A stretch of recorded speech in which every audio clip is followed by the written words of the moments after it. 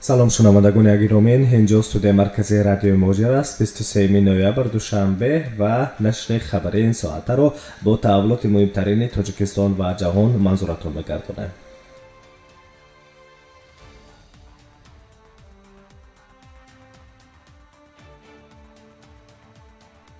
дар шаҳри санкт-петербурги русия кӯдаки дусолае аз як оилаи шаҳрвандони тоҷикистонро бо нишонаҳои вазнини заҳролудшавӣ бистараи бемористон карданд. хабаргузории Невский новости менависад ки кӯдаки хурдсол аз беназоратии волидон 6 адад дорои парацетамолро истеъмол намудааст ки бино ба арзёбиҳои пешакии табибон кӯдак аз истеъмоли барзиёди дору заҳролуд шуда дар ҳолати вазнини дараҷаи миёна қарор дорад. ҳоло кӯдаки заҳролуд шуда аз парацетамол дар беморхонаи кӯдаконаи шаҳри санкт-петербург нигоҳдорӣ мешавад ва таҳти муроқиби табибон қарор дорад. дар хабар илова мегардад ки ба гуфтаи модари кӯдак заҳролудшавӣ аз он сабаб рух додааст ки волидон аз мадди назар дур монданд ва дору ба дасти кӯдак афтодааст. ин сабаб гаштааст ки кӯдак якбора 6 доруи парацетамол хӯрад. ҳоло ҳама ҷузъиётро мақомоти тафтишотии шаҳри санкт-петербург муайян мекунанд. илова мегардад ки рӯзи шанбе 21 ноябр паёми телефонӣ аз беморхонаи шаҳрии кӯдакона ба шӯъбаи полиси минтақа расидааст. дар паёми табибон омадааст ки рӯзи ҷумъа 20 ноябр соати 21:40 ба вақти маҳаллӣ модаре бо як кӯдаки дусолаки дорои шаҳрвандии тоҷикистон аст ва муваққатан дар кӯчаи металластрои сабти ном шудаанд бо нишонаҳои заҳролудшавии кӯдак ба беморхона муроҷиат намуданд ки кӯдаки бемор фавран ба бахши эҳёгарии бемористон интиқол ёфтааст.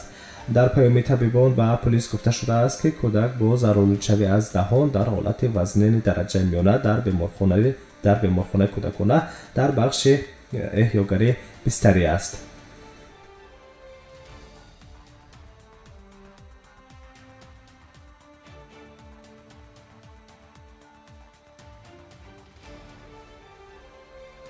нақшаи хабариро мустақиман идома медиҳем ва аз санкт-петербург ба иркутск меравем. дар шаҳри братски вилояти иркутски русия як шаҳрванди тоҷикистонро ки дорои шаҳрвандии русия низ мебошад барои фурӯш ва қочоқи чӯб додгоҳи шаҳрӣ ба муддати 5 сол дар муассисаи ислоҳии низомаш шадид маҳкум кард. хабар медиҳад дафтари матбуоти додгоҳи шаҳри братски вилояти иркутск. гуфта мешавад ки шаҳрванди 34-солаи тоҷикистон узви як гурӯҳи муташаккили ҷиноӣ буд ки дар фурӯш ва қочоқи чӯби ҷангалзори ин минтақа ғайриқонунӣ ҳосил шуда ба миқдори махсусан калон машғул буданд. гурӯҳи муташаккил барои зоҳир кардани қонунияти пайдоиши чӯби харидашуда дар ҳар як ҳолат як бастаи санадҳои бардуруғ тартиб доданд ки дорои маълумоти барқасдона бардуруғ ва дорои пайдоиши чӯб аст ки пас аз он ба мақомоти гумрук пешниҳод карда шудааст. омадааст дар шарҳи дафтари матбуоти додгоҳ. тибқи иттилои додгоҳ маҳкумшудагон бо мақсади ба даст овардани фоидаи муфт аз ҷангалзор чӯбҳои дидаву дониста ғайриқонунӣ ҳосилшударо ба даст оварданд, нигоҳ доштанд ва интиқол доданд ки арзиши умумии онҳо зиёда аз 100 миллион рублро ташкил медиҳад. додгоҳ ҳукми айбдоркуниро нисбати ин мард содир намуда ӯро ба 5 соли зиндон ба маҳрум кардан аз ҳуқуқи машғул шудан ба хариду фурӯши чӯб ба муддати 1 солу 6 моҳ бо ҷарима дар ҳаҷми 400 000 рубл маҳкум кард. ҷазо дар намуди маҳрум сохтан аз озодӣ маҳкумшуда бояд дар муассисаи ислоҳии низомаш шадид адо кунад.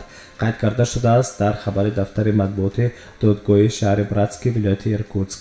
илова мегардад ки додрас ҳамчунин ҳолатҳои сабуккунандаи ҷазои маҳкумшуда аз ҷумла эътирофи пурраи гуноҳ, сидқан пушаймон шудан, кӯмаки фаъол дар ошкор ва таҳқиқи ҷиноят, ошкор ва ба ҷавобгарӣ кашидани дигар шарикони ҷиноят, доштани кӯдакони хурдсол ва вазъи саломатии маҳкумшударо ба назар гирифтааст.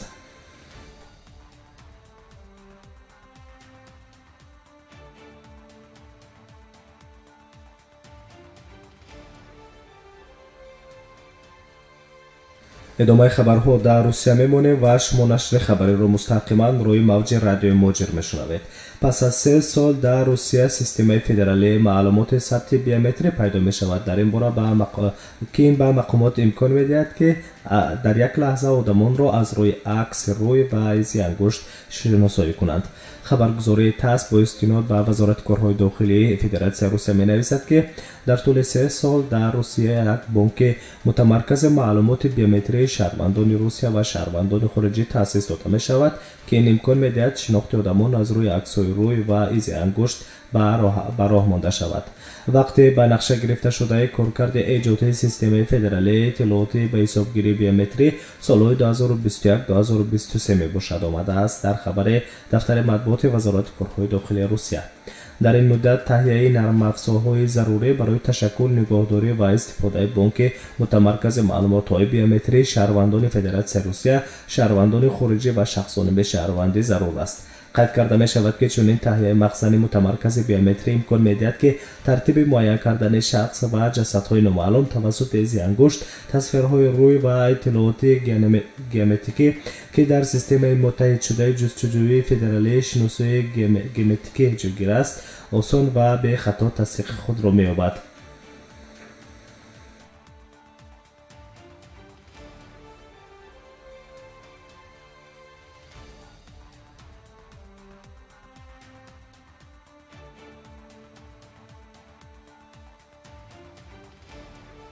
идомаи хабарҳо ва аз Русия ба Амрико меравем.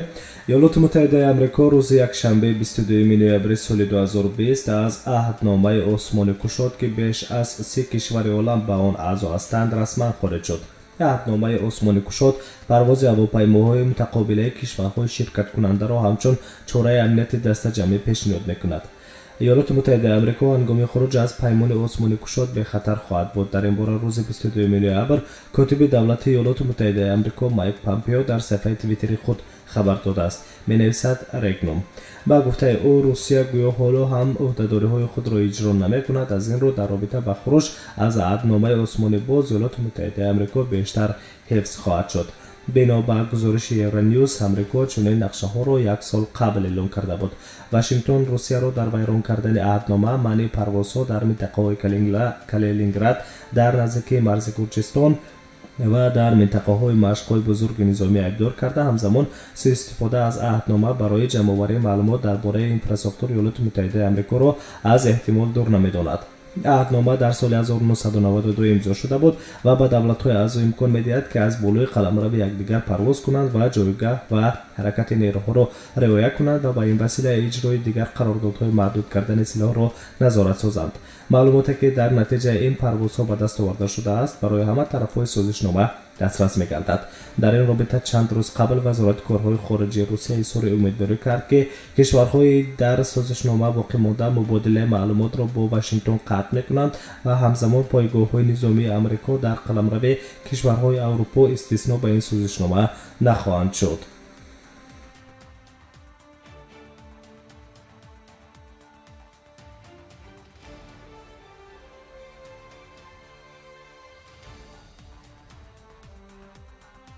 ва дар охири нашри хабарӣ ба омори гирифторӣ ба коронавирус дар Русия назар мекунем.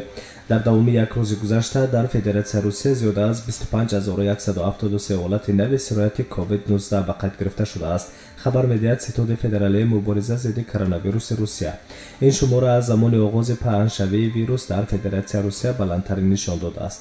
қабл аз он сатҳи баландтарин 21 ноябри соли ҷорӣ ба қайд гирифта шуда буд. он рӯз шумораи гирифторони COVID-19 дар як шабона рӯз 24822 нафарро дар бар мегирифтанд.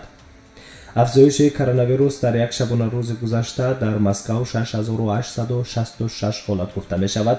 дар давоми як рӯзи гузашта дар Русия 361 нафар беморон бо аломатҳои COVID-19 фавтиданд. шумораи умумии қурбониёни вирус дар Русия дар умум аз оғози пандемия ба 36540 нафар расид. дар 85 минтақаи Русия ҳолатҳои нави ошкор шудаанд, аз ҷумла 2926 ҳолати нави сирояти COVID-19 дар Санкт-Петербург, 971 ҳолати нав дар вилояти Москав, 447 дар вилояти Нижний Новгород, 389 ҳолат дар вилояти Свердловск, 353 адад дар вилояти Архангельск, 335 ҳолат дар минтақаи Красноярск, 333 ҳолат дар Карелия, 313 ҳолат дар вилояти Воронеж, 311 ҳолат дар минтақаи Хабаровск, 310 адад дар вилояти Ростов ва дар дигар минтақаҳои Русия аз 300 ҳолат камтар вируси корона дар як шабона рӯзи гузашта ошкор ва ба қайд гирифта шудаанд.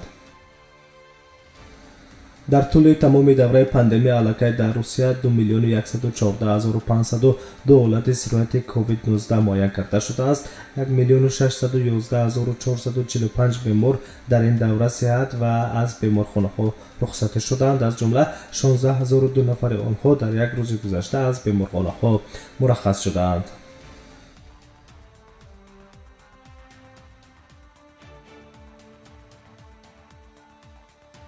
شما دوام بیش از 10 دقیقه نشر خبری را مستقیما روی موج رادیو مهاجر شنیدید. سلامت باشید. در ساعت‌های بعدی انتظار خبرهای تازه بمانید.